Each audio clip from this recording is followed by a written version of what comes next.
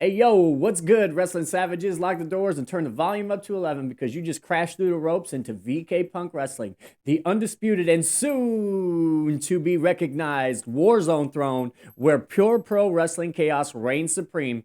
We are your ring general, the bad guy, Vin C. Punk, hyped to slam you headlong into no holds barred blitz of bone rattling suplexes, razor sharp promos, and the kind of raw adrenaline that turns regular folks into absolute lunatics for this sport.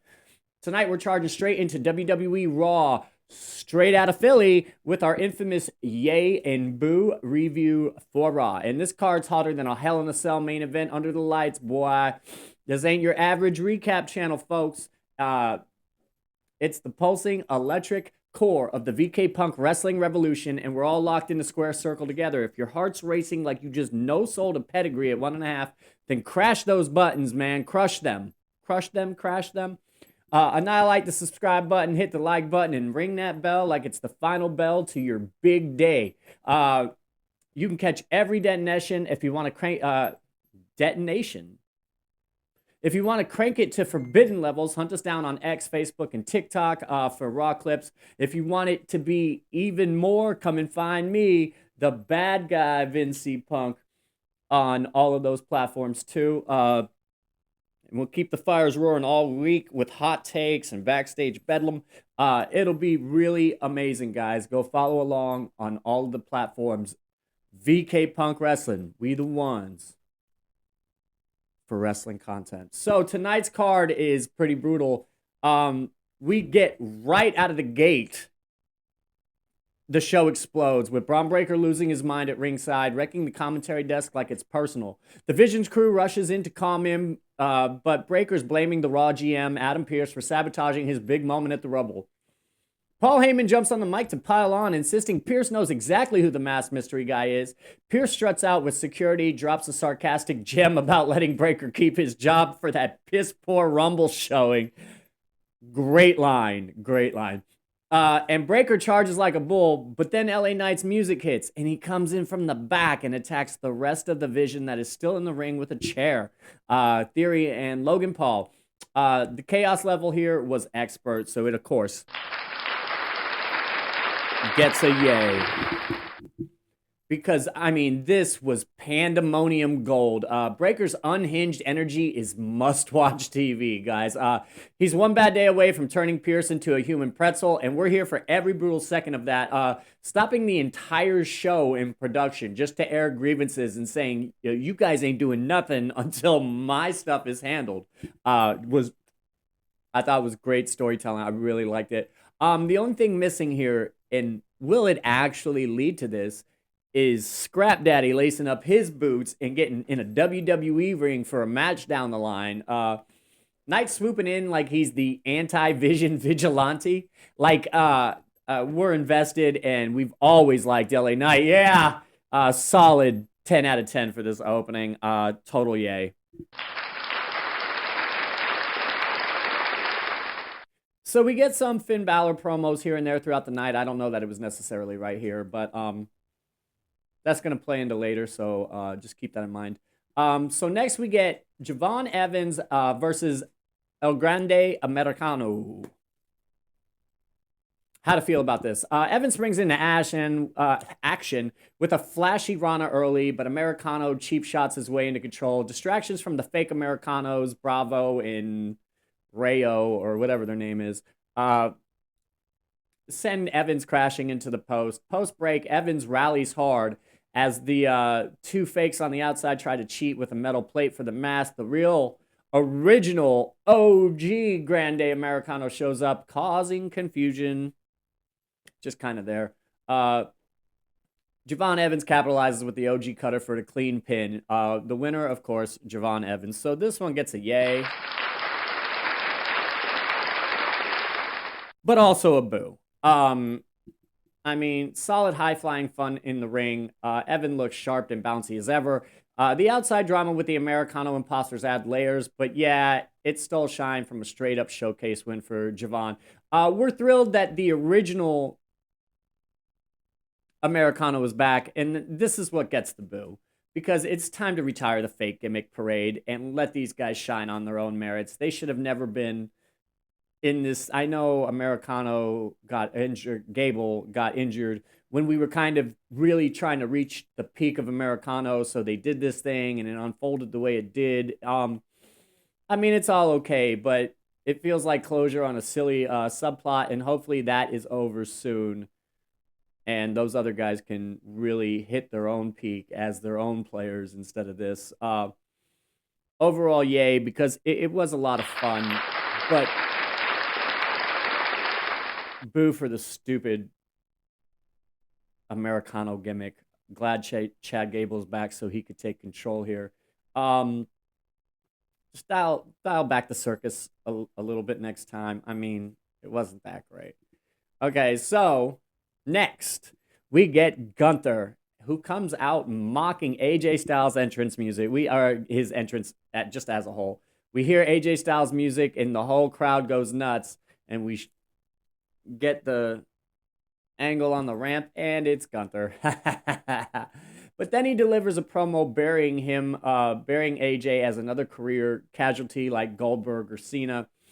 Dragon Lee, of course, Styles' partner, ambushes the ring general, dives out, but Gunther clocks him with the ring bell, chokes him out twice, once outside and once in, leaving Lee limp, and just kind of drops him to the floor. Security can't stop the ring general from dropping the coat or from putting the coat back on and strolling off like a boss. So this gets a yay. Oh, there we go. Gunther remains an absolute monster, and he should be. This was a ruthless display of dominance. Lee never stood a chance once the bell rang. You like that? Brutal, believable heat. Lee jumping in solo was brave but foolish. Sometimes you gotta know when to call back up. It's really his own fault. He should have never came to the ring while Gunther was speaking. Gunther's streak of looking unstoppable continues. Big yay for Gunther. Hopefully he steps get it. Solid 9 out of 10 for that one. Next, Oba Femi interrupts Eric and Ivar's setup. Were they coming out for a match? I'm not really sure. He declares that both Vikings are dying tonight. Eric tries to charge and eats a devastating lariat. Femi ragdolls both men effortlessly before crushing Eric with the fall from grace. No official match, but hell of a statement made in a squash. So yay. Absolute star-making moment for Femi. He has been a beast.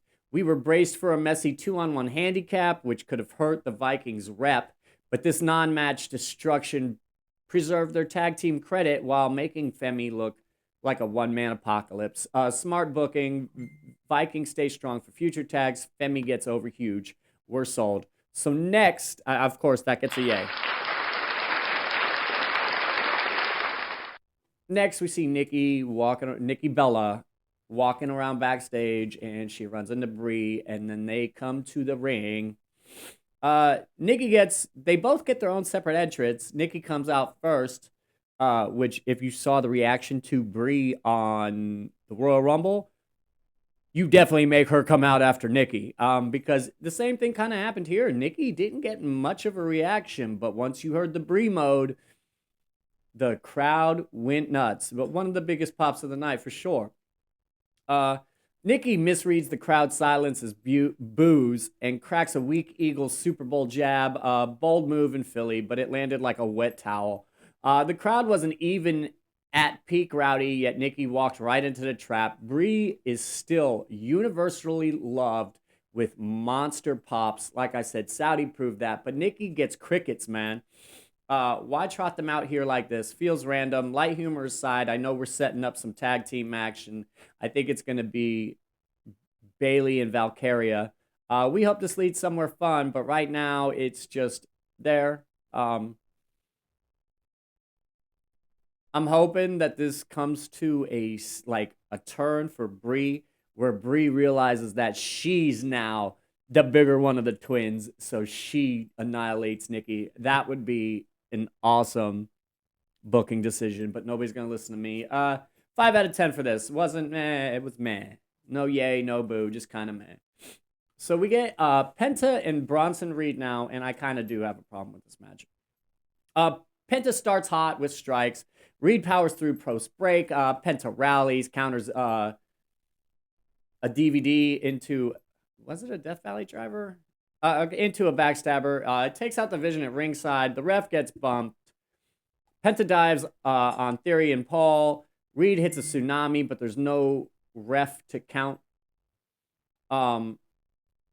Chaos ensues because LA Knight vaults the barricade, nails a BFT on the chair to Bronson Reed. He goes back, escaping through the crowd. Reed is counted out. The Winter Penta. Count out. Boo. Boo, boo, boo. But there is a yay in there. Boo for this. Super entertaining brawl. Penta shines against big men like Reed. The Vision's night there, it just keeps getting worse. But they've earned that. Knight as the Vision's personal nightmare, and they're like vigilante, and they're like, he's like a hitman picking off the Vision one at a time when he gets a chance. Man, it's hilarious and overdue. The ending felt like just a little bit cheap for Penta's win, though. No clean pin, hurts a bit. Still massive yay for Knight stealing the show. Always will yay LA Knight. Yeah. Will this spark a real feud? Fingers crossed. Hopefully Knight gets a lot more out of this. 8 out of 10. 8 out of 10 still. Dominic Mysterio returns here. Of course, still the AAA Mega Champ and the IC Champ. He brings out the 2026 Women's Royal Rumble winner, Liv Morgan. Liv boasts that she's the greatest ever. Crowd gets like a mixed reaction. She's undecided on her title shot, but knows a new champ gets crowned tonight, introduces Raquel Rodriguez. Raquel questions why Liv eliminated her at the Rumble. Liv says it was fair play since Raquel already had a shot. Raquel agrees but wants no backup in her match with Stephanie Vacour tonight. She's going to win solo. That's going to play a big part in some of the stuff we got to talk about. So, yay for this. Dom back on TV is always amazing. And if you don't like Dominic Mysterio, there is something wrong with you. I don't care. If you don't like Dominic Mysterio and his whole thing and everything he's doing, and you don't think he's just great, there's something wrong with you. Segment dragged a touch, but it plants seeds of tension in the Judgment Day's women's side, which I've already made a short reel in TikTok for. Could we see an all, JD women's title clash at Mania? If Raquel wins, I mean, that would still be cool regardless. This feels like the start of the JD's evolution or implosion. We dig factions that shift like Bullet Club here. Finn Solo vibes tonight, Scream changing coming too. Intriguing stuff. Can't wait to see where this goes. 8 out of 10 definitely gets a yay.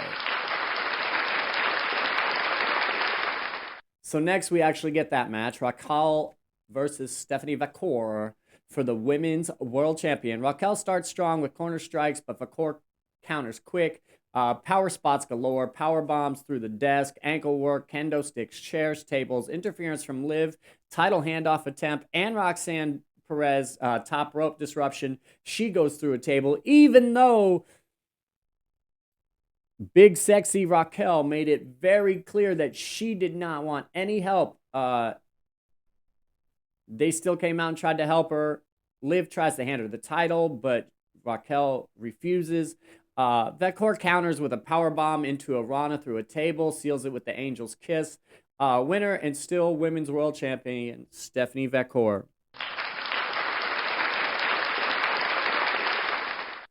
Post-match, Liv attacks Vacour and gives her, the Oblivion. That's what it's called, right? So, yay for that, too. Absolute fire. This delivered big time. This was the best match on the show. It's probably one of the best women's match I've seen in a really long time. The Philadelphia street fight stipulation, whoa. Raquel leveled up massively. Powerhouse mode activated. Thanks to that Kevin Nash wisdom, new big sexy indeed. Vakor lived up to every bit of hype, trading bombs like a warrior. The no help refusals from Raquel add real drama. Did the Judgment Day women's interference cost her? I think there's a good argument for that. I think this is going to start the fracturing of the faction for good, especially with Finn drifting solo too. Evolution incoming, and we're hyped. Match of the night, no questions asked. 9.5 out of 10. And Raquel Rodriguez needs this, man. She got injured and she was out for a while. And when she came back, she was just the heater, the muscle for the Judgment Day. But before she got injured, she was well climbing the ladder to the top of the card. And then when she came back, she was just hired help almost. And now she's like a part of the faction. But she deserves so much more. And seeing her at the top end of the card versus champions and all the stuff that she is able to do, she's really talented. She is a monster. She is a beast. This was one hell of a performance for her. I cannot praise her and this enough. This was so good. I had to give it a 9 out of 5, or 9.5 though out of 10. So anyway, next we see a truck pulling up backstage. The tribal chief Roman Reigns steps out and enters the arena. He demands acknowledgement from the Philly crowd.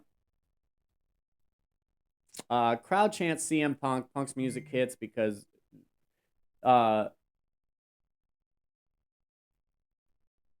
Roman was trying to debate who he should go after because he's the 2026 Royal Rumble winner. And if you don't think that that was a good idea, then you're wrong. I think I said this on a different one, on a different video. But Roman being able to just ask for a main event is not a good story. It's probably not true. Roman could be the main event at WrestleMania for the next 10 years if he keeps going like he is here.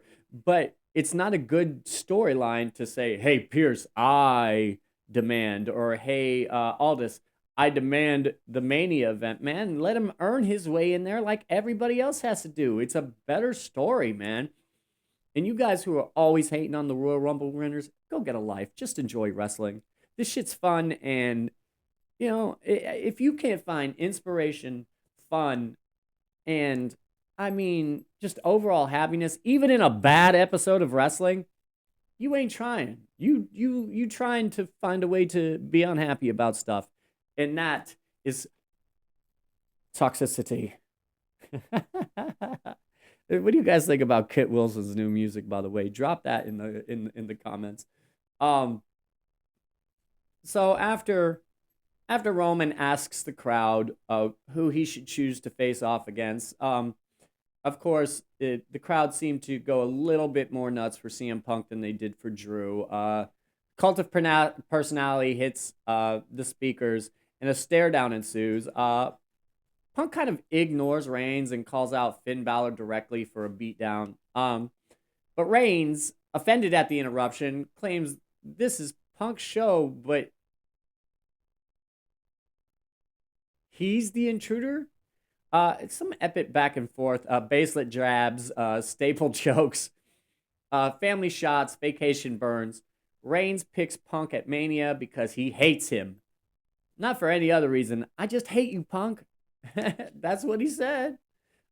We here do not like CM Punk that much either. Used to be a real big Punk fan, if you can't tell from the names of everything. But when he went to AEW and kind of just destroyed everything over there, I really didn't have a lot of respect for that. I still have 2 brand new, never worn CM Punk AEW shirts that I bought when I was so happy that he came back.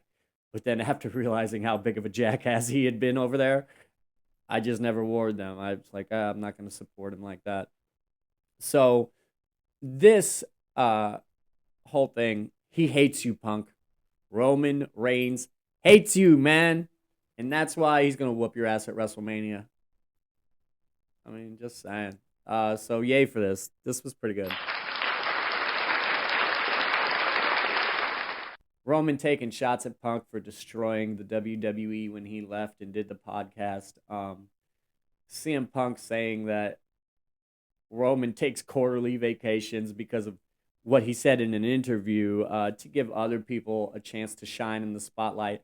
Um, I mean, everything here was a masterclass promo war. Reigns has evolved miles from early days in suffering succotash. Sharp, layered, real life bleed ins.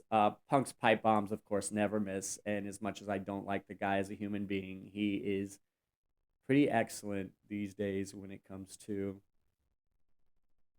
what he's saying and what he's doing in the ring. And I will never take that away from him just because he's a jerk off in real life. Um, the blending of kayfabe with truth and reality. I mean, that's the magic that we kind of live for as wrestling fans, right? I mean, we want to be able to suspend belief and believe in this alternate reality that is wrestling kayfabe. WrestleMania, the stakes there just skyrocketed. Can't wait. This short little thing gets a 9 out of 10. I would have gave it a 10 out of 10, but I mean, it would really, really have to be perfection, and there was no fighting. It was just a promo war. As far as words go, I mean, it's a 10 out of 10. But the segment could have used a little rough up. Maybe Roman Reigns turning back to CM Punk and tapping him on the shoulder as he was laying, just to give him that uppercut disrespectfully. Like that would have been cool. So anyway, yay for that spot. So as a whole, the Royal Rumble Fallout Raw delivered fun in-ring action and promo for the ages between future Mania headliner CM Punk and Roman Reigns. Vacor and Rodriguez stole the show as match of the night, man. That was really one hell of a match, and I can't stop saying enough about it. Breaker's early rampage fizzled narratively because you didn't see him again for the rest of the night, but he obeyed Pierce while Knight runs wild. That's a little odd. So it seems like Knight's actually the bad guy here, and Braun Breaker just keeps getting screwed. But it didn't derail a strong episode of Raw overall. What did you think? Please drop your takes in the comments. Yay, this was an awesome show. And if you are still complaining about Triple H's booking, I mean, get over it. Nobody can be on fire 100% of the time. And if you're trying to build stuff, then you're trying to build stuff. But you watch as we get into the road to WrestleMania. This is all going to be awesome. And if you don't agree with me, say so in the comments. Okay, but all right. You glorious wrestling heathens. You guys, of course, fuel the VK Punk wrestling uprising every damn time, and we're eternally grateful you rode shotgun through this absolute carnage with us. It was a blast. But before we spike the mic and let the echoes fade, let's hit on one more high spot, and y'all need to pay attention. Wrestling has taught us all that the toughest battles aren't always in the ring. Sometimes they're the invisible ones that we fight every day. Whether it's Big E opening up about sour days or CM Punk inspiring the next generation to step back and prioritize their headspace, or the whole industry, shout out to AEW's Real Talks, pushing for mental health check-ins. Remember, even the strongest warriors need a corner man.